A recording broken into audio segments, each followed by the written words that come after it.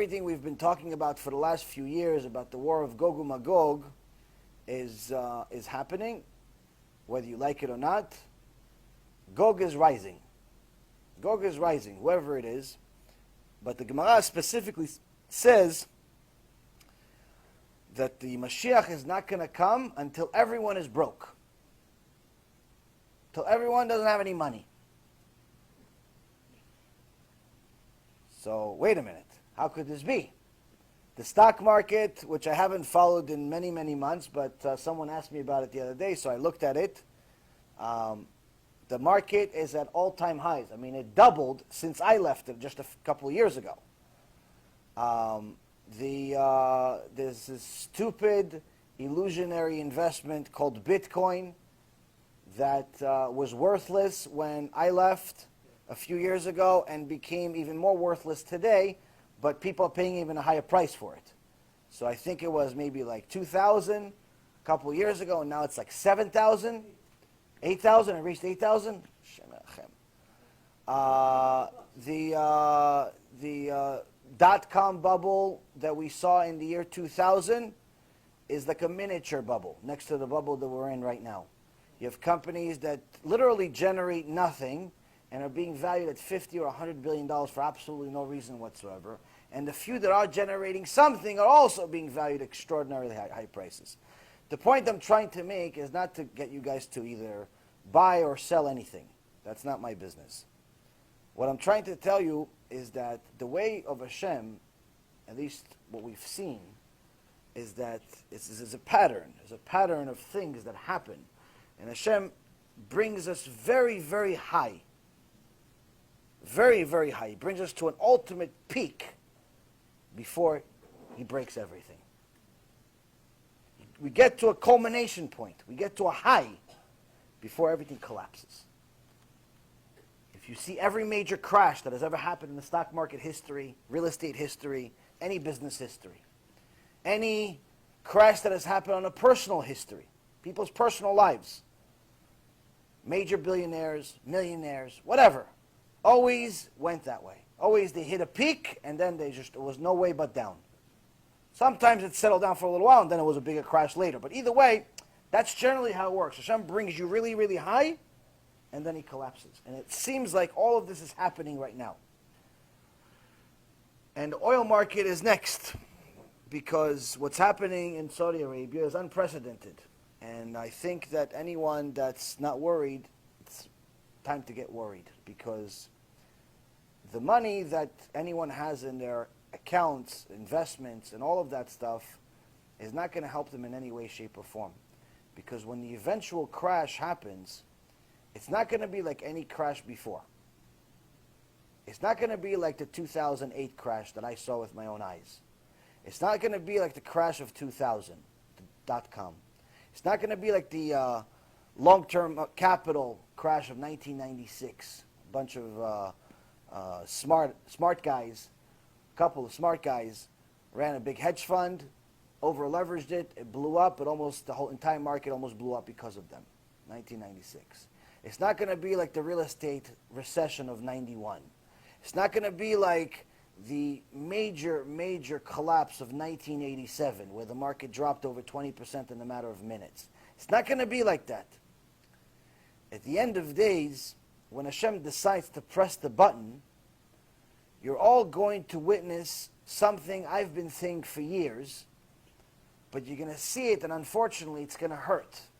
No one is going to be protected from it. And you're going to see the real Bitcoin.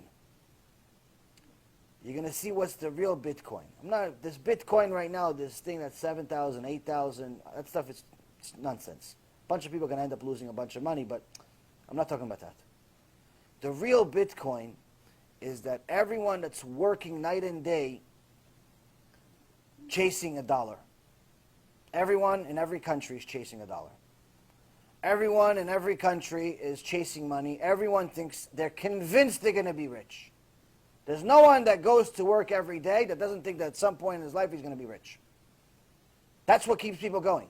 Even if they're going to make only $70,000 this year, or $80,000 this year, or $100,000 this year, somehow, like, maybe it's not going to come from the job, but I'm going to keep doing this job until I get rich with something else.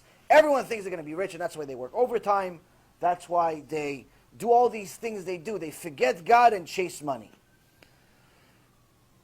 But what's going to happen, the Gemara says that everyone's going to be broke. How could everyone go broke? How could the guy, Steve Bezos from Amazon, just declared the richest man in the world, has close to $100 billion? 95 billion or something like that. It's a ridiculous amount. How could he go broke? How could Bill Gates go broke? How could all these people go broke? How? Well, you're all going to discover that Hashem runs the world, and he's going to show you what the real Bitcoin is. By Bitcoin, I mean illusion. The illusion is that you're going to discover that the dollar you have in your pocket has been the real Bitcoin the whole time. I'm not going to over-elaborate on this financial terms, but just for the purpose of content for you guys, so you understand what I'm talking about, until the late 70s, the dollar was backed by gold.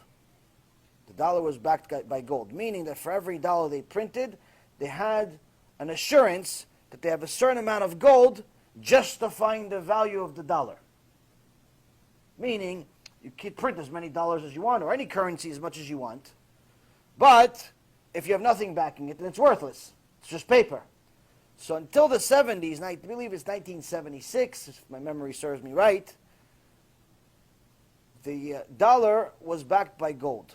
At that point, the U.S. decided to no longer back the dollar by gold, make it a freer currency, but they would justify its value by reporting things that are called M1, M2, and M3, which is called money supply.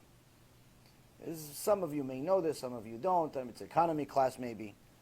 Point is that it's a controlled distribution of currency.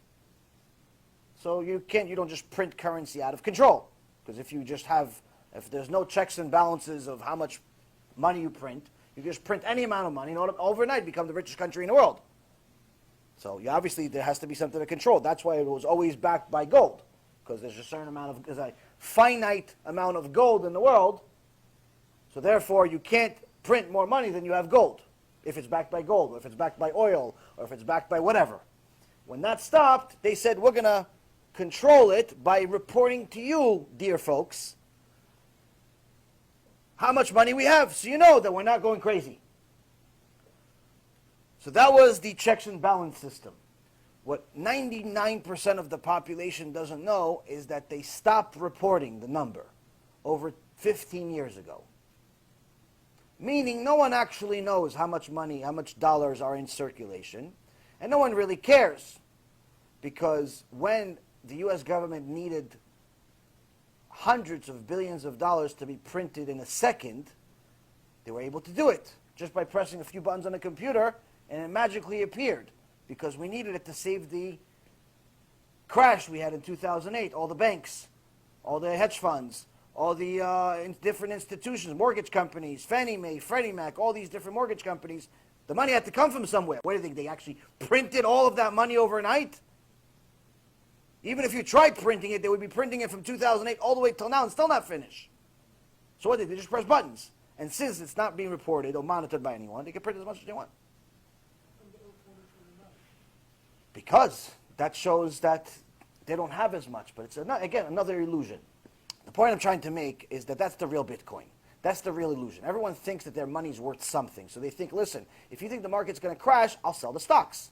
If you think oil is going to go up, I'll buy oil. If you think this is going to do this, I'll do this. If you think I'm going to do this. No, what I'm trying to tell you is that it's all going to become worthless. All of it. At the end of the days, it's all going to be worthless. Oil will be worthless. Dollar will be worthless. All currency will be worthless. It all will be worthless. Which means you have to now decide, now, this second,